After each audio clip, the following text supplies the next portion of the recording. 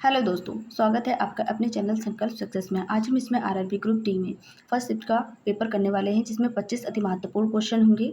ठीक है, ये आगामी आने वाली परीक्षा में अति महत्वपूर्ण भूमिका निभाएंगे, क्योंकि इसमें से कहीं ना कहीं क्वेश्चंस देखने को मिल सकते हैं। तो इस वीडियो को आखिरी तक जरूर देखें, लेकिन देखने से पहले इस चैनल को लाइक करें, शेयर करें और सब्सक्राइब करना ना भूलिए, ताकि आपको ये सारी वीडियो तुरंत मिले और आप इसका फ़ायदा उठा सको। चलिए शुरू करते हैं, जिसमें सबसे पहला क्वेश्चन है क्वेश्चन नंबर 1। निम्नलिखित में से प्रजनन की कौन सी विधि जनसंख्या में तीव्र वृद्धि सुनिश्चित करती है? इसका सही आंसर क्या होगा? इसका सही आंसर है ऑप्शन डी, अलैंगिक प्रजनन। जो अलैंगिक प्रजनन होता है, इसमें केवल एक ही जनक होते हैं, जनक के यानी कि पेरेंट की आवश्यकता होती है। इसमें युग्मक जो गैमेट्स होते हैं उसे बनने से या फिर फर्टिलाइजेशंस की जटिल प्रक्रिया नहीं होती है, जिससे बहुत ही कम समय में बड़ी संख्या में संतति उत्पन्न होती है। इसलिए इसका सही आंसर होगा ऑप्शन अलैंगिक प्रजनन। नेक्स्ट क्वेश्चन है क्वेश्चन नंबर 2। गुरुत्वाकर्षण के संबंध में निम्नलिखित में से कौन सा कथन सही है? इसका सही आंसर क्या होगा? इसका सही आंसर है ऑप्शन सी, यह ऊंचाई के साथ घटता है। अगर हम इसके बारे में बात करें तो जो गुरुत्वीय त्वरण होता है, गुरुत्वीय त्वरण इसका जो सूत्र है वो है small g is equal to capital G capital M upon R square होता है।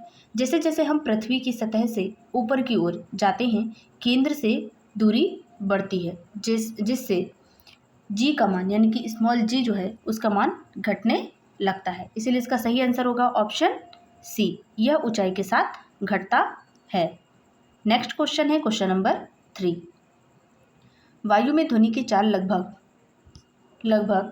340 मीटर प्रति सेकंड है। यदि कोई परावर्तक सतह 17 मीटर दूर है तो प्रतिध्वनि को स्रोत तक लौटने में कितना समय लगेगा? यानी कि प्रतिध्वनि को स्रोत तक लौटने में कितना समय लगेगा पूछा गया है।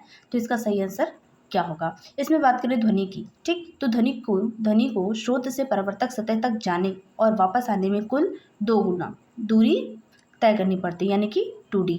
इसीलिए 17 मीटर की दूरी दे रखी है, इसीलिए इसको हम क्या करेंगे, 17 को 2 से मल्टीप्लाई कर देंगे। 17 मीटर गुणे 2 यानी कि बराबर 34 मीटर दूरी हो जाएगी। उसके साथ साथ इसकी जो चाल दे रखी है ध्वनि की, वो 340 मीटर प्रति सेकंड दे रखी है। तो समय बराबर यानी कि t बराबर हो जाएगा 34 मीटर बटे 340 मीटर प्रति सेकंड। जैसे ही इसको डिवाइड करेंगे, यानी 34 से कलम 34, 34 से कलम 34 और ये रहा 0, 1/10। जैसे ही 1/10 को हम डिवाइड करते हैं तो इसका आंसर आ जाएगा 0.1 सेकेंड। यानी इसका सही आंसर होगा option B, 0.1 second. Next question है क्वेश्चन नंबर 4। बड़े बांधों और बाढ़ नियंत्रण के संबंध में निम्नलिखित में से कौन सा कथन सत्य है? इसका सही आंसर क्या होगा? ऑप्शन दे रखा है option A, option B, option C या ऑप्शन डी।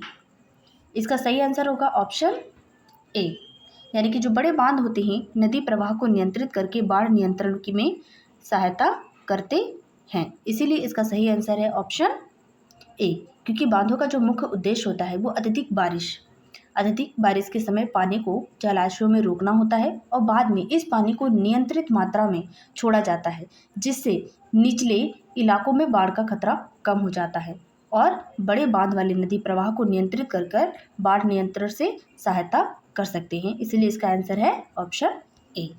नेक्स्ट क्वेश्चन है क्वेश्चन नंबर 5।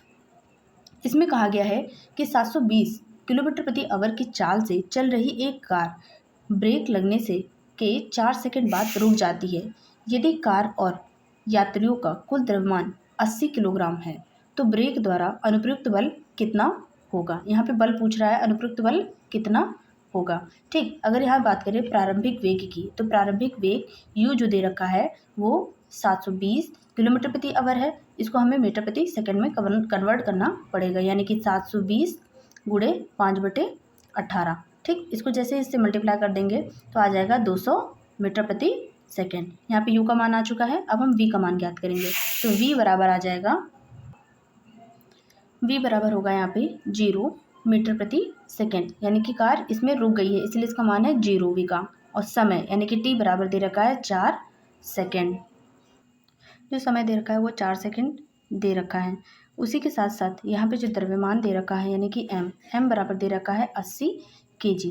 जबकि अब यहाँ पे त्वरण का फॉर्मूला रखेंगे यानी कि a बराबर होता है v minus you upon T. मान रखने पर v का मान 0 है, u का मान है 200 यानी कि u माइनस 200/4। जैसे ही माइनस करेंगे 200/4, इसका सही आंसर आ जाएगा -50 मीटर प्रति सेकेंड। अब हमें इसमें किसका नाम मान निकालना है, इसमें निकालना है अनुप्रयुक्त बल क्या होगा। अनुप्रयुक्त बल यानी कि F बराबर हो जाएगा m इंटू ए। जैसे ही हम इसमें m इंटू ए का मान निकालते हैं तो 80, m का मान क्या है 80 गुणे -50, ठीक, इसको इससे मल्टीप्लाई करने पर तो इसका सही आंसर आ जाएगा 4000। इसका आंसर आ जाएगा 4000 न्यूटन, वो भी माइनस में, इसलिए इसका सही आंसर होगा option C 4000 newton. Next question होगा क्वेश्चन नंबर 6। निम्नलिखित अंगों में से कौन सा अंग वक्ष गुहा में होता है। इसका सही आंसर क्या होगा। जो मानव शरीर होता है, मानव शरीर के छाती वाले हिस्से को वक्ष गुहा कहते हैं। इसमें जो फेफड़े होते हैं और हृदय सुरक्षित रहते हैं, जबकि ग्रसनी जो होती है वो गले में होती है और यकृत और अग्नाशय उदर गुहा में होते हैं। इसलिए इसका सही आंसर होगा ऑप्शन डी फुफ्फुस यानी कि लंग्स, लंग्स, ठीक है। इसका सही आंसर है ऑप्शन डी। नेक्स्ट क्वेश्चन है क्वेश्चन नंबर 7। कार्बन यौगिकों में निम्नलिखित में से कौन सा प्रकार्यात्मक समूह OH- द्वारा दर्शाया जाता है। जबकि सांद्रता बढ़ती है तो विलयन के pH पर क्या प्रभाव पड़ता है। इसका सही आंसर क्या होगा। जो कार्बनिक रसायन होते हैं उसमें जो OH यानी कि माइनस जो OH समूह होते हैं उसको हाइड्रोक्सिल समूह कहते हैं। और जो अल्कोहल वर्ग की पहचान जैसे कि मेथिल और एथेन होते हैं वो कार्बोक्सिलिक अम्ल का समूह यानी कि COOH होते हैं। और जबकि एल्डिहाइड में CHO होता है और कीटोन का CO होता है। तो इसका सही आंसर होगा option B alcohol. Next question है क्वेश्चन नंबर 8। गोलीय लेंस के संबंध में निम्नलिखित में से कौन सा कथन सही नहीं है। इसका सही आंसर क्या होगा। प्रश्न के अनुसार जो दिया गया विकल्प है वो डी, दो वक्रता केंद्र को मिलाने वाली रेखा को मुख्य अक्ष कहते हैं, ठीक है। इसमें क्योंकि लेंस की जो परिभाषा के अनुसार मुख्य अक्ष दोनों वक्रता केंद्रों से होकर गुजरने वाली एक काल्पनिक सीधी रेखा होती है, जो लेंस में दो वक्रता केंद्र C1 और C2 होते हैं। इसलिए इसका सही आंसर होगा ऑप्शन डी। नेक्स्ट क्वेश्चन है क्वेश्चन नंबर 9। निम्नलिखित में से कौन सा जीव की ऊतक का उदाहरण नहीं है। इसका सही आंसर क्या होगा। इसका सही आंसर है ऑप्शन बी न्यूरॉन। जो न्यूरॉन होते हैं, ठीक है, न्यूरॉन तंत्रिका तंत्र की एक कोशिका यानी कि सेल है, ना कि एक ऊतक यानी कि टिश्यू। जबकि जो अस्थि होती है, ठीक है, वो रुधिर और मसल्स कोशिकाओं के समूह यानी यूतक होते हैं। इसीलिए इसका सही आंसर होगा option B neuron. Next question है क्वेश्चन नंबर 10। इसके बारे में बात करें तो जब H+ आयनन की सांद्रता बढ़ती है तो विलयन के pH पर क्या प्रभाव पड़ता है, ठीक। इसका सही आंसर क्या होगा। इसमें ऑप्शन दे रखा है option A, option B, option C या ऑप्शन डी। इसका सही आंसर है ऑप्शन बी, यह घटता है, ठीक है। जो pH होता है, pH का मान फॉर्मूला देखा जाए तो pH बराबर -log H+ होता है। इसका मतलब है कि विलयन में जो हाइड्रोजन आयन्स होते हैं इनकी सांद्रता जितनी अधिक होगी विलयन उतना ही अधिक अम्लीय होगा और उसका जो pH मान होगा उतना ही कम होगा। इसलिए सही आंसर होगा ऑप्शन बी, यह घटता है। नेक्स्ट क्वेश्चन है क्वेश्चन नंबर 11। सामान्य परिस्थितियों में मानव महिला शरीर में निषेचन के बाद भ्रूण को कहाँ रोपित किया जाता है। इसका सही आंसर क्या होगा। इसका ऑप्शन दे रखा है option A, option B, option C या ऑप्शन डी। इसका सही आंसर है ऑप्शन ए, गर्भाशय स्तर पर। ठीक है, यानी कि यूरेटस लाइनिंग पे। जो फैलोपियन ट्यूब होती है यानी कि अंडवाहिनियाँ, उसमें निषेचन की प्रक्रिया पूरी होने के बाद जो जायगोट होते हैं यानी कि युग्मनज विभाजित होकर गर्भाशय में आता है और उसकी जो आंतरिक दीवार होती है, ठीक है, उसमें चिपक जाता है। इसे ही क्या कहते हैं? इनप्लांटमेंट कहते हैं, यानी कि रोपण कहते हैं। इसलिए इसका सही आंसर होगा ऑप्शन ए, गर्भाशय स्तर। नेक्स्ट क्वेश्चन है क्वेश्चन नंबर 12। पदार्थ की निम्नलिखित में से किस अवस्था में कणों की गति या यादृच्छिक गति सबसे अधिक होती है? तीव्र यादृच्छिक गति सबसे अधिक होती है किसमें? इसका सही आंसर क्या होगा? ठीक है, यहाँ पे ये मिस हो गया है, इसको इधर ले आते हैं, तीव्र। ठीक है, तो इसका सही आंसर क्या होगा? इसका सही आंसर है ऑप्शन डी, गैस। गैसों के जो कणों होते हैं उनके बीच आंतरिक आणविक यानी कि जो आकर्षण बल होता है वो ना के बराबर होता है और उनके पास अत्यधिक गतिज ऊर्जा होती है। इसीलिए गैस के कण सभी दिशाओं में सबसे तेज और अनियमित गति करते हैं। इसीलिए इसका सही आंसर होगा ऑप्शन डी, यानी कि गैस। नेक्स्ट क्वेश्चन है क्वेश्चन नंबर 13। ऑक्सीकरण को किस रूप में परिभाषित किया जाता है? इसका सही आंसर क्या होगा? इसका सही आंसर है ऑप्शन सी, इलेक्ट्रॉनों की हानि। देखा जाए तो आधुनिक जो इलेक्ट्रॉन्स होते हैं, ठीक है, उसके सिद्धांत के अनुसार जब कोई परमाणु या आयनन इलेक्ट्रॉन का त्याग करते हैं यानी कि इलेक्ट्रॉन खोते हैं तो इस प्रक्रिया को ऑक्सीकरण कहते हैं। जैसे कि एग्जाम्पल है Na, ठीक, तो इसका साइन आ जाएगा Na+, यानी कि यहाँ पे इलेक्ट्रॉन क्या कर रहा है? ये खो रहा है, दे रहा है, इसीलिए क्या हो जाएगा? E-। इसलिए सही आंसर होगा ऑप्शन सी, इलेक्ट्रॉनों की हानि। नेक्स्ट क्वेश्चन है क्वेश्चन नंबर 14।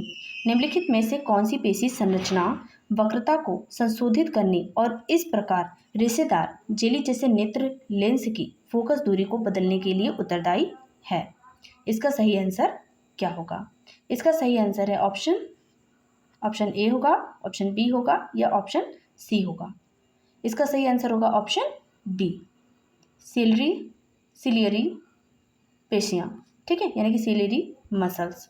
हमारी जो आंखें होती हैं वो सिलियरी मांसपेशियाँ सिकुड़कर एक शिथिल यानी कि रिलैक्स होकर आंखों के लेंस की मोटाई और जो वक्रता होता है उसको बदलती हैं, जिससे लेंस की जो फोकस दूरी होती है वो स्वतः समायोजित होती है और इस क्षमता को सामंजस्य क्षमता कहते हैं। इसलिए इसका सही आंसर है ऑप्शन बी। नेक्स्ट क्वेश्चन है क्वेश्चन नंबर 15। 2 किलोग्राम द्रव्यमान का एक पिंड 3 मीटर प्रति सेकंड की चाल से गतिमान है, तो इसकी गतिज ऊर्जा क्या होगी? इसका सही आंसर क्या है? देखा जाए तो यहाँ पे जो द्रव्यमान दे रखा है, ठीक, m, ठीक है, m बराबर 2 किलोग्राम दे रखा है, जबकि यहाँ पर वेग जो दे रखा है वो 3 मीटर प्रति सेकंड दे रखा है। यहाँ पे पूछा है गतिज ऊर्जा यानी कि काइनेटिक एनर्जी, तो काइनेटिक एनर्जी का जो फॉर्मूला होता है वो होता है 1/2 mv²। अब हम इसको फॉर्मूले में मान रखने पर यानी कि 1/2 द्रव्यमान का मान है 2 गुणे वेग का मान हो जाएगा यहाँ पे 3 का स्क्वायर, तो यहाँ हो जाएगा 2 से तो पहले कैंसिल हो जाएगा, तो यहाँ पे 3 का स्क्वायर बचेगा, तो इसका आ जाएगा 3 त्रिका 9 यानी कि 9 जूल इसका सही आंसर होगा, यानी कि इसका सही आंसर होगा option C, 9 joule. Next question है क्वेश्चन नंबर 16। निम्नलिखित में से कौन सा महिलाओं से उसी प्रकार संबंधित है जिस प्रकार शुक्रवाहिका उच्छेदन, ठीक है, जिसको हम बोलते हैं वैक्सोटॉमी, पुरुषों से संबंधित है? इसका सही आंसर क्या होगा? इसमें ऑप्शन दे रखा है, option A tubectomy, option B coitus interruptus और सी दे रखा है यहाँ पे सर्वाइकल कैप्स और डी दे रखा है ऑप्शन कॉपर टी। इसका सही आंसर होगा ऑप्शन ए, यानी कि ट्यूबेक्टॉमी। इसमें पुरुषों में जो शुक्रवाहिकाएं होती हैं जिसको हम वाज डिफरेंस कहते हैं उसको काटा या बांधा जाता है, जिससे वैसेक्टॉमी होता है उससे कहते हैं। इसी प्रकार महिलाओं में क्या होता है? फैलोपियन ट्यूब यानी कि अंडवाहिनियाँ को ब्लॉक कर दिया जाता है, जिसे हम ट्यूबेक्टॉमी कहते हैं, यानी कि महिला नसबंदी कहते हैं। इसलिए सही आंसर होगा option A, tubectomy. Next question है क्वेश्चन नंबर 17। निम्नलिखित में से कौन सा आधात्विक तत्व द्वारा निर्मित द्विपरमाणविक अणु है? इसका सही आंसर क्या होगा? देखा जाए तो जो ऑक्सीजन होता है ठीक है, ऑक्सीजन एक अधातु है और यह स्थायित्व प्राप्त करने के लिए सहसंयोजक बंध बनाकर O2 ठीक अणु के रूप में रहती है।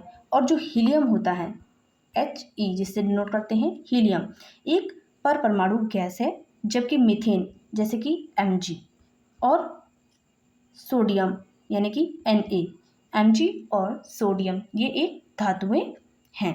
ठीक है, इसीलिए इसमें पूछा गया है कि कौन सी अधात्विक तत्व द्वारा निर्मित द्विपरमाणुविक अणु होगा। इसका सही आंसर है ऑप्शन ए यानी कि O2। O2 क्या होता है, एक सहसंयोजक बंध बनाकर O2 अणु के रूप में रहती है, इसीलिए इसका सही आंसर होगा option A O2। Next question है क्वेश्चन नंबर 18। किसी पदार्थ की प्रतिरोधकता निम्नलिखित में से किस पर निर्भर करती है। इसका सही आंसर क्या होगा। इसमें ऑप्शन दे रखा है, ऑप्शन ए चालक की लंबाई और क्षेत्रफल पर, ऑप्शन बी सामग्री की प्रकृति पर, ऑप्शन सी इससे गुजरने वाली धारा पर, ऑप्शन डी चालक की आकृति पर। इसका सही आंसर है ऑप्शन बी सामग्री की प्रकृति पर। देखा जाए तो किसी भी चालक का जो प्रतिरोध होता है यानी कि आर, ठीक है, आर उसकी लंबाई और मोटाई पर निर्भर करता है, लेकिन उसकी जो प्रतिरोधकता होती है यानी कि रो पदार्थ का एक विशिष्ट गुण होता है जो केवल सामग्री की प्रकृति जैसे तांबा और लोहा, ये एग्जाम्पल है। लोहा तापमान पर निर्भर नहीं करता है, तापमान पर निर्भर करता है और उसके जो आकार होता है आकार पर निर्भर नहीं करता है, इसलिए इसके सही आंसर होगा ऑप्शन बी सामग्री की प्रकृति। नेक्स्ट क्वेश्चन है क्वेश्चन नंबर 19। कौन सा समीकरण हाइड्रोक्लोरिक अम्ल के साथ एल्युमिनियम की अभिक्रिया को सही ढंग से दर्शाता है। ठीक, इसका सही आंसर क्या होगा। अगर देखा जाए तो जो धातुएं होती हैं वो अम्ल के साथ क्रिया करके लवण और हाइड्रोजन गैस बनाती हैं। तो इस समीकरण के अकॉर्डिंग, ठीक है, जो दोनों हैं तीर के इधर और तीर के उधर, वो दोनों ओर द्रव्यमान संरक्षण नियम के अनुसार, जैसे कि एल्युमिनियम, यहाँ पे एल्युमिनियम और हाइड्रोजन, ठीक है, हाइड्रोजन और क्लोरीन दे रखा हुआ है, ठीक, जिसको हम संतुलित करेंगे, जैसे एल्युमिनियम और हाइड्रोक्लोरिक, ठीक, हाइड्रोक्लोरिक एसिड जो दे रखा है इसको जब दूसरी तरफ अभिक्रिया करेंगे तो एल्युमिनियम क्लोरीन के साथ अभिक्रिया कर लेता है और हाइड्रोजन गैस अलग हो जाती है। ठीक, जिसे हम एल्युमिनियम दोनों साइड क्या है, 2 है, इधर भी 2 है, जबकि क्लोरीन यहाँ पे कितना है, 6, तो यहाँ पे भी क्या रखा हुआ है, क्लोरीन यहाँ पे 3 दे रखा है और यहाँ पे 2, यानी कि ये भी कंप्लीटेड है। उसके साथ साथ यहाँ पे H2 दे रखा है और 3 यानी कि 6 हाइड्रोजन और यहाँ पे भी 6 दे रखा है, यानी कि ये क्या है, अभिक्रिया संतुलित है, इसीलिए इसका सही आंसर होगा ऑप्शन ए, सही ढंग से दर्शाया गया है। नेक्स्ट क्वेश्चन है क्वेश्चन नंबर 20। निम्नलिखित में से कौन सा कथन उसको अच्छी तरीके से स्पष्ट करता है कि किसी भी तत्व के समस्थानिकों के रासायनिक गुणधर्म समान होते हैं लेकिन जो भौतिक गुणधर्म होते हैं वो भिन्न होते हैं। इसका सही आंसर क्या होगा। इसमें कथन के अनुसार देखा जाए तो इसका सही आंसर है ऑप्शन डी, क्योंकि इसमें कहा गया है कि जो समस्थानिक होते हैं, समस्थानिकों की जो परमाणु संख्या है वो समान होती है, लेकिन उनके जो न्यूट्रॉन्स होते हैं, न्यूट्रॉन्स की संख्या भिन्न होती है, जो द्रव्यमान जैसे ही भौतिक गुणों को प्रभावित करती है। जो समस्थानिक होते हैं उसमें जो प्रोटॉन और इलेक्ट्रॉनों की संख्या समान होने के कारण उसके रासायनिक गुण एक जैसे होते हैं, परंतु न्यूट्रॉन जो होते हैं वो अलग होने से उसका परमाणु द्रव्यमान बदल जाता है, जिससे उनके भौतिक गुण जैसे कि घनत्व और क्वथनांक भिन्न होते हैं, इसलिए सही आंसर होगा ऑप्शन डी। नेक्स्ट क्वेश्चन है क्वेश्चन नंबर 21। एक सोलेनाइड चुंबक की तरह व्यवहार करता है, ठीक, क्यों, ऐसा क्यों होता है। इसका सही आंसर क्या होगा। जब भी एक इंसुलेटर तांबे की तरह, ठीक है, तांबे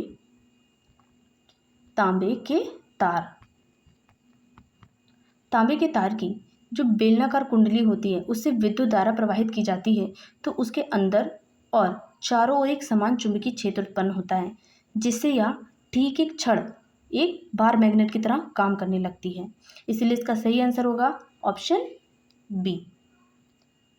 इसके फेरों में प्रवाहित धारा एक चुंबकीय क्षेत्र उत्पन्न करती है।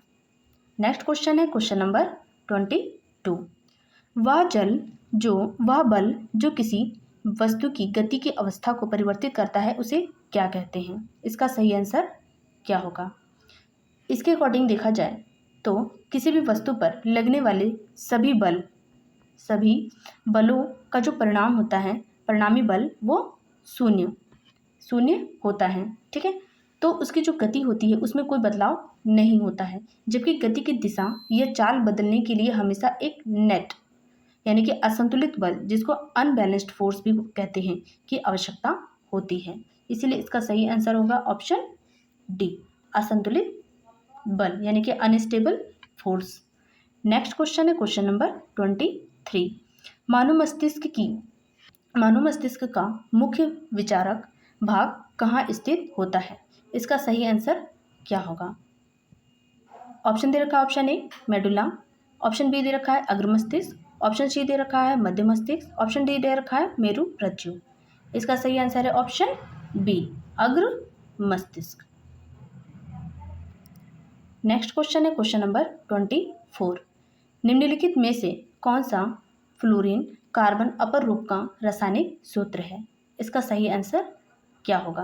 देखा जाए तो जो बकमिंस्टर फ्लोरीन जो होता है, जिसको हम C60 से डिनोट करते हैं, ठीक है, वो कार्बन का एक शुद्ध क्रिस्टलीय अपर रूप होता है।